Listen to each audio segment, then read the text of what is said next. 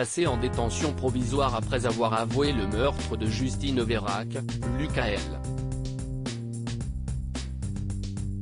n'était pas un adolescent comme les autres dans la petite ville d'Eza. Selon les informations du Parisien, le jeune agriculteur de 21 ans avait même de sérieux problèmes de comportement. Un habitant l'ayant côtoyé a ainsi confié aux journalistes: il s'est fait virer plusieurs fois pour s'être battu, avoir insulté des profs et cassé du matériel. Quand j'ai vu les voitures avec les sirènes foncer vers Eza, mardi, j'ai tout de suite fait le rapprochement avec la disparition. Je me suis dit, ça ne peut être que lui.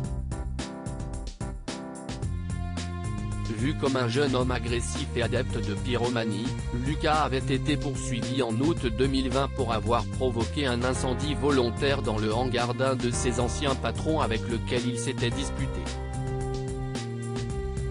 Lucas L.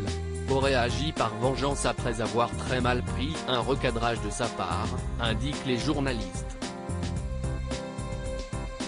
Il n'avait pas encore été jugé pour ce délit mais avait passé plusieurs mois en détention. Il s'était également fait imposer le port d'un bracelet électronique, qu'il avait depuis retiré. Tout le monde parle. Dans la commune, beaucoup d'habitants le soupçonnaient également d'avoir provoqué un feu d'origine criminelle dans une grange qui se situait juste à côté de sa famille en 2017. Ce drame n'a d'ailleurs jamais été élucidé mais pour de nombreux habitants, Lucas L. était responsable de ce sinistre. De nombreux départs de feu de très faible intensité ont aussi été constatés à Bénat ces dernières années. Tout le monde parle mais personne ne sait rien, ajoute une autre voisine, désemparée suite au meurtre de Justine Vérac. Pour rappel, Lucas L. a avoué à la fin de sa garde à vue avoir tué la victime alors qu'ils étaient tous deux à son domicile et qu'ils venaient d'avoir un rapport sexuel consenti, a ajouté le magistrat.